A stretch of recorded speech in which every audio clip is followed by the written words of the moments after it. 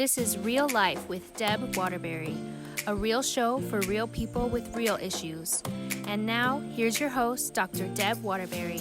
Hello there, welcome to this episode of Real Life with Deb Waterbury. I'm joined today during our series on women in business by my good friend, Elizabeth Cherry, and that is her real name, like her actual name. It's even on her car license plate. Just to be clear, I had to marry a guy to get that name. So. God didn't give it to her. A man named Mike did. So this is Elizabeth. This is Grace, apparently, who wants to be up here with us for a minute. But anyway, this is Grace. Elizabeth is a realtor. You know what? I have some realtor friends, and they get so angry when you say realtor. It's realtor. She is a realtor in this business of, and it's a great business right now to be in. It really is. But Elizabeth and I have been friends for a long time. We met at the gym, and she is one of my very favorite people. Again, you know, in this series that we're doing for the women in business, obviously we're talking to women who are Christians, who are in business for themselves. Even though she works for a company, realtors are really in business for themselves. Even though you're represented by another big company, it's self-business. And as we're talking to all of our guests about being in business as a woman and as a Christian woman, there are challenges to not just only being in business, but there are challenges in being a Christian in business. Because I never want to make any of this sound sexist, but being a woman who also takes care of the home, takes care of the kids, takes care of the family, and then also is in business for herself is challenging enough. It's sometimes even more challenging to do so and represent Jesus. Sometimes it's easier to not represent Jesus than pretend yes. And so Elizabeth is going to talk. First, I want to have her just talk a little bit about what she does and then we'll get into some why you do that, and then talk more about how you're either successful or not. Not the time to be unsuccessful in real estate. No, that one. I meant Christian. Being a Christian.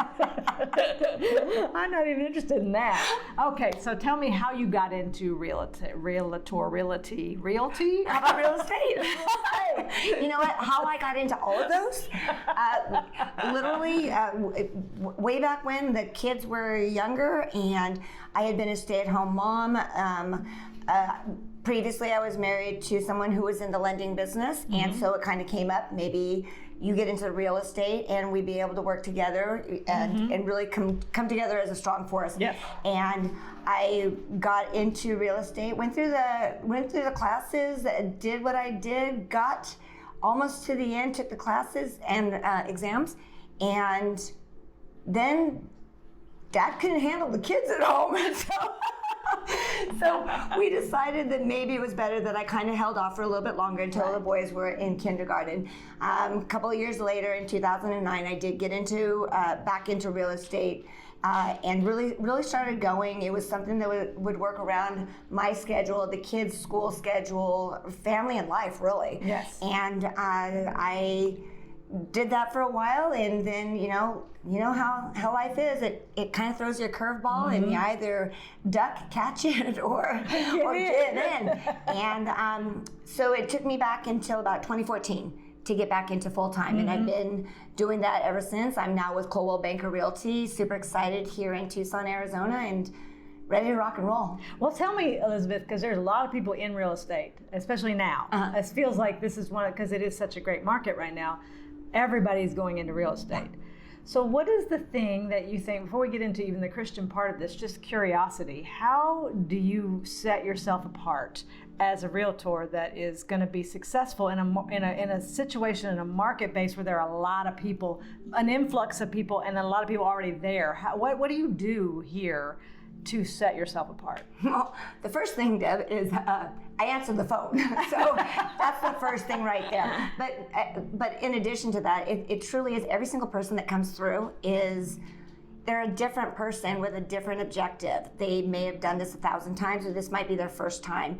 And truly, at the end of the day, it's a people business. And you got to treat everybody like a person. And what I do is I come alongside them. I don't work for people, I work with them. And in order to do that, you have to kind of help them along sometimes when they are having a challenge making a decision. What's the next step? If you help teach somebody what they're experiencing, it makes it so much easier to get through all of it. Okay, so you have to go into that better for me, because that's so good, and I think that's probably true in so many fields, but especially in real estate.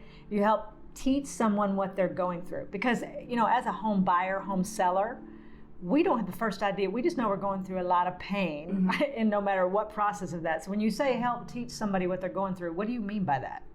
Well, that's a conversation that you have at the very beginning when you meet with somebody, and you pretty much ask them, how much of this do you want to know? Do you want to know everything? There's a lot of people that want to know every single detail. They want to read every single word. They want to know every single movement. There's a lot of people that are like, just let me know when I get my keys. Right. There's a really big gamut of that. And the thing is that having that open communication but being consistent, super important. Yes, and I guess that really does depend on the client. You've got to be able to read them really quickly. Yep. Do you find that's something that you had to hone, or were you always good at that, being able to read people like that? Yes and yes. I don't know. I had a little bit of it. I'm pretty intuitive in most situations, except for my own. You can read everybody else, but just not yourself. And that's why I have you. And it's scary, folks. So, I get the scariest of that job. This is real life. but seriously, you learn. You learn. It's just like with everything else.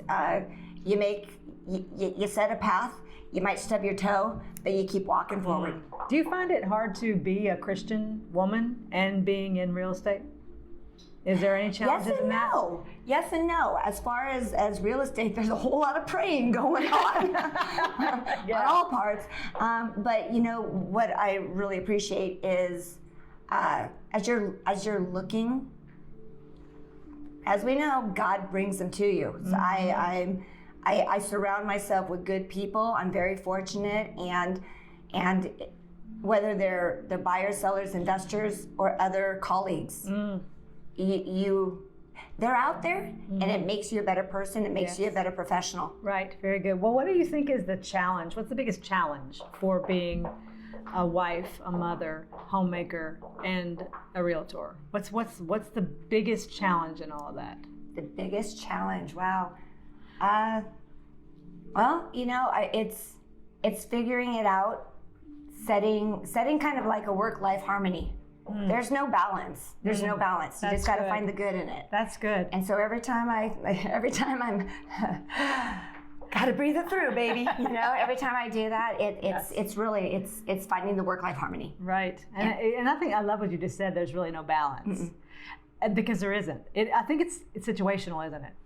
Because as any woman, we've got to know when to put this on the back burner and this goes in the front burner. Yeah. And if you're juggling husband, children, family, home, job, which tends to be most of us, at least some of those things. Yeah. Not everybody's juggling all of them, but almost all of us are juggling a few of those, if not all of them. So I think that's really wise in saying that you don't have to strike a balance. You really just have to strike a pose of wisdom and recognize which ones should take center stage at which point. Well, and that right there, spot on. You and I have talked a number of times about, especially in being a Christian, you wake up, you want to be a good person. You want to do what's right for your family, friends, clients. Putting God on the back burner is not something that should be done, and yet it's so easy to get caught up in the busyness instead of the business. Very good. And staying busy and not being productive doesn't always get you from point A to point B, and you have been amazing in helping me remember and then realign the important things that I need to do. And there's been a lot of days that I didn't start it out with God. And then, midway through, and there's a lot of, explosions going on around me. And I'm like, well, where are you? And he's like, well, where were you? So, I mean, Yes, it's exactly, and you bring up such a great point there, Elizabeth, because yes, it is hard. You have to recognize certain things will take center stage at certain times, but God has to be absolutely first all the time. And I'm with you on those mornings, and there are mornings when I get up and I'm just like, I want to sleep 10 more minutes before I go to the gym. because you and I both go very early in the morning. But those days, I can tell about halfway through the day when I recognize, I didn't spend my time this morning. And it really is it's not even about a chore. It's literally about an alignment. It's I will begin my day and have the foundation and the launching point be God. Because then it doesn't necessarily mean you have to think about him all day, although you should. But I mean, constantly praying, constantly reading your Bible, that's not what we mean. But there is that launching point, and you're launching from him. The rest of the day just kind of like helps itself. Do you agree? Oh, yeah. And kind of as it was funny, and I'm goofy. But when you were talking about that, it does kind of come down to, if you want more, God better not be a chore. That's good. Yes. So, and I have completely noticed there's times when I can be like, okay, I see what you did there. I got that. And then there's times where I was like, you know what? If you could just get in the back seat, I'll take over and keep driving this, deal. And there's a complete difference in how each of those situations are handled. If I just get it right from the beginning, things go a lot smoother. Yes, very good. So you've been doing real estate here in Tucson for how long? 2009, on and off, full time since 2014. Oh, no. Grace wants to buy. Exactly. Just so you know. Grace loves Elizabeth. Just so that you know, Grace loves Elizabeth. Yeah, Elizabeth, I think one of the things I've learned most from you in our friendship is literally about how to bring humor to just about everything. I mean, I think that there's a lot within our jobs itself, and within our families, within our relationships, being able to see things from a place of, first off, humility, because you're a very humble woman, and seeing things from that place of, okay, I screw up a lot. Just because I have a business and that looks like, she looks so together all the time. And so looking the part and recognizing I might not have it all together is so important, but then to recognize that and move it in humor. And I think this just comes natural for you, but I feel like I have to ask, what, in your business, like as a Christian woman doing business for yourself, do you find that being humorous and looking at the lighter side of things is helpful? Oh, good Lord, you gotta laugh. You have to laugh.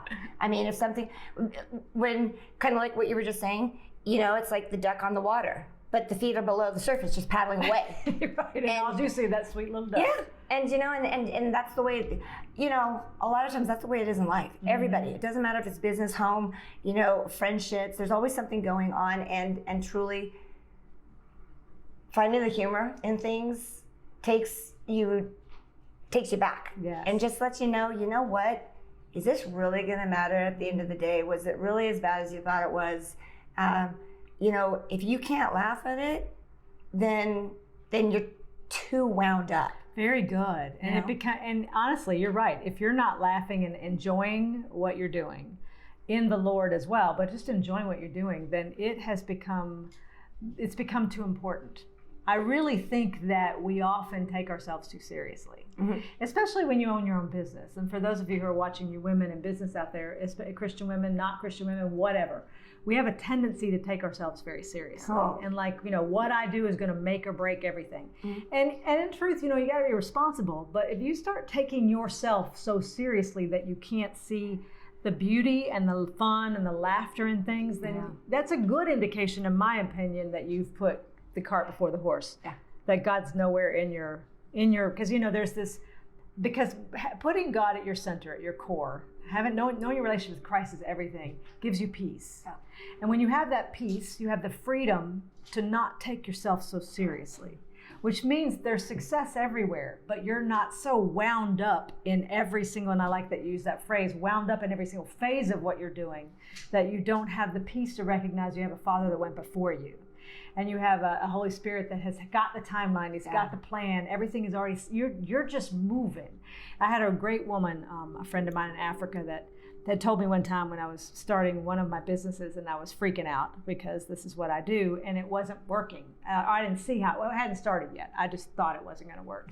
And she reminded me that when I do things, not even necessarily, it doesn't have to be in ministry, any job, any business that I do as unto the Lord, as in I'm doing it with him as my focus, even if it's real estate, even if it's something that's not in the church, I'm doing it with a focus into the Lord. When you do that, you don't have to worry about doing the work.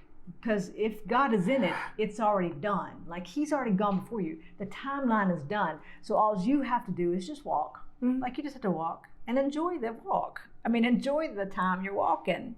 And a lot of times as women, we just feel like we want to take on the world, maybe make it a little bit better, do what we need to do with it. And then as we're taking on more to our plate, we're then wondering why we can't keep our head above water. Amen. And instead of like pushing something off and having somebody else help us, or just saying, nope, don't need that, we get frustrated. We get all confused and just and upset usually, yeah. And worried about whether or not this is actually going to work. When in fact, if we had put the Lord first and stopped trying to think we can do everything, it would have worked out much better. Yeah. Well, so as I said earlier, I'm going to make sure all of Elizabeth's information is underneath here. But Elizabeth, I'm going to put you on the spot. Then I put all my guests on the spot. You're good like that. You're good like that. To just, I know there are a lot of my audience is mostly women, and there'll be some women in business or even thinking about starting a business, maybe just beginning, and that's scary. To start your own business is frightening, regardless. And again, I don't ever want to make this sound sexist, but it's sometimes very challenging for a woman to begin a business when she's juggling other things. Since you've been in that position for quite a long time, and you do have all of the things that I've named before, can you give our audience like one piece of advice? One piece of advice, if you could tell these women who are either beginning one or thinking of beginning a business, what would you tell them? I would say, it's been said before, it sounds like a cliche, but go after what you love. If there's a passion that you have, if there's a direction you want to go in, take that route. But that's a big but. But before you do that, really, take the time to talk to God. Figure it out.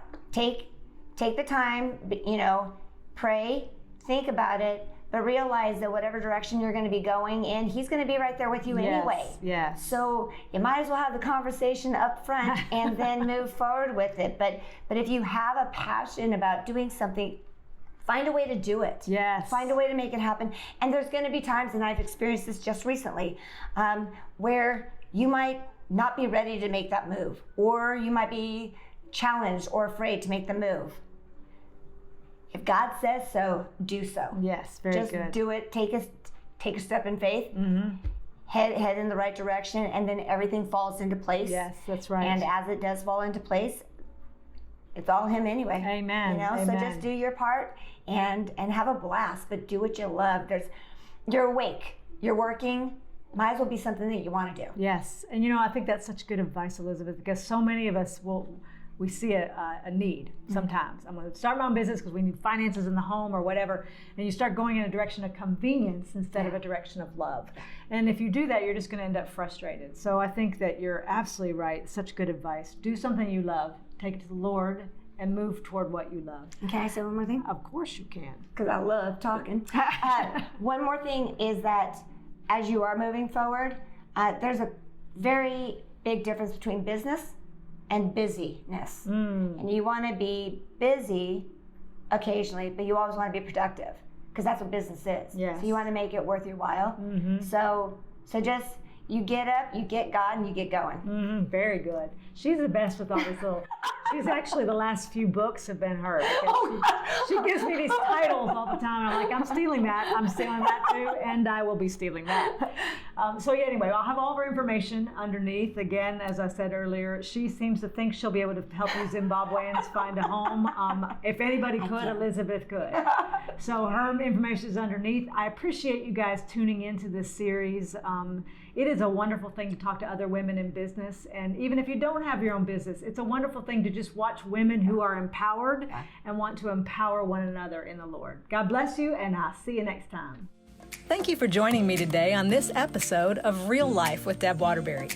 I hope it's been a blessing to you as much as it was to me. If you want any of my books or information on articles or any of my speaking engagements, you can go to my website at debwaterbury.com. God bless you.